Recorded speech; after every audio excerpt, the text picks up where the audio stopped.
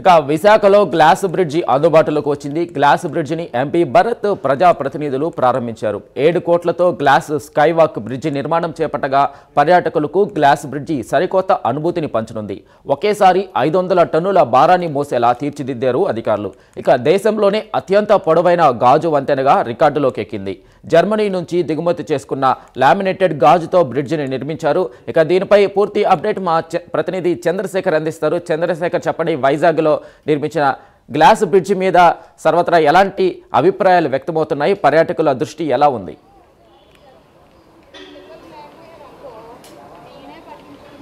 Right Satish, చూసుకుంటే కూటమి ప్రభుత్వం అధికారంలోకి వచ్చిన తర్వాత పర్యాటక రంగం పైన ప్రధానంగా కూడా దృష్టి సారించినటువంటి పరిస్థితి కనిపించింది.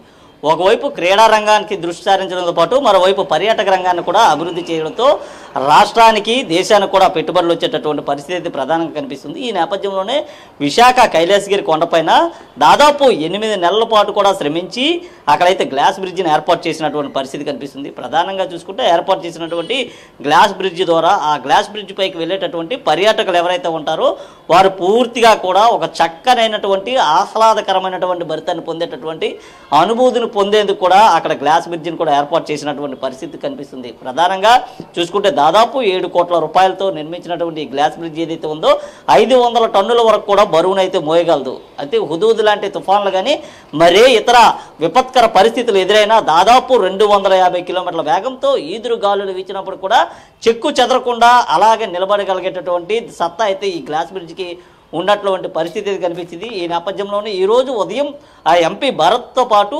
Visakha mayor GVMC mayor Peela Srinivasarao, అలాగే ఎమ్మెల్యేలు, అలాగే వీఎంఆర్డీ చైర్మన్ ప్రణవ్ గోపాల్ వీరంతా కూడా ఈరోజు ఉదయాన్నే అయితే 7:30 గంటల ప్రాంతంలో దాన్ని ప్రారంభించి పర్యాటకులకి అందుబాటులోకి తీసుకొచ్చినటువంటి పరిస్థితి కనిపిస్తుంది. ప్రధానంగా చూసుకుంటే అక్కడ ఏర్పాటు చేసినటువంటి గ్లాస్ బ్రిడ్జ్ మీద ఒకే సమయంలో 100 మంది వరకు కూడా వీక్షించేటటువంటి పరిస్థితి ఉంది. అయినప్పటికీ కూడా భద్రతా దృష్ట్యా కేవలం 40 మందిని మాత్రమే అక్కడికి అనుమతిస్తున్నటువంటి పరిస్థితి ఉంది. 40 మంది తర్వాత మరో 40 మంది కూడా అక్కడికి వెళ్ళేటటువంటి అవకాశం కల్పించే విధంగా గ్లాస్ బ్రిడ్జిని కూడా రూపొందించడం జరిగింది. జర్మనీ నుంచి దిగుమతి చేసుకున్నటువంటి గ్లాస్ ఏదైతే ఉందో ఆ అధునాతన టెక్నాలజీ కలిగినటువంటి ఆ గ్లాస్నే ఆ ప్రాంతంలో ఏర్పాటు చేశారు. ఏర్పాటు చేసిన తర్వాత అక్కడి నుంచి కూడా మనం చూసుకుంటే పూర్తిగా కూడా విశాఖ ప్రాంతానికి సంబంధించిన వ్యూ పాయింట్ అంతా కూడా ఒక్కసారిగా మనకు చాలా క్లియర్గా కూడా కనిపిస్తుంది. అక్కడి నుంచి సముద్రంలో ఉండేటటువంటి షిప్స్తో పాటు అలాగే చుట్టుపక్కల ఉండేటటువంటి కొండలు, ఆ కొండల నుంచి వీచేటటువంటి ఒక చల్లనైనటువంటి గాలి ఒక మంచి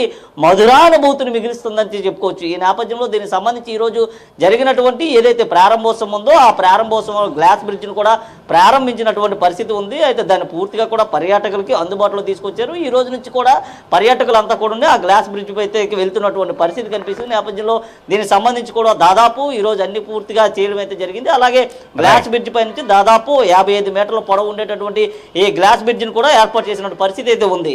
Satish. Right Chandrasekhar, thank you.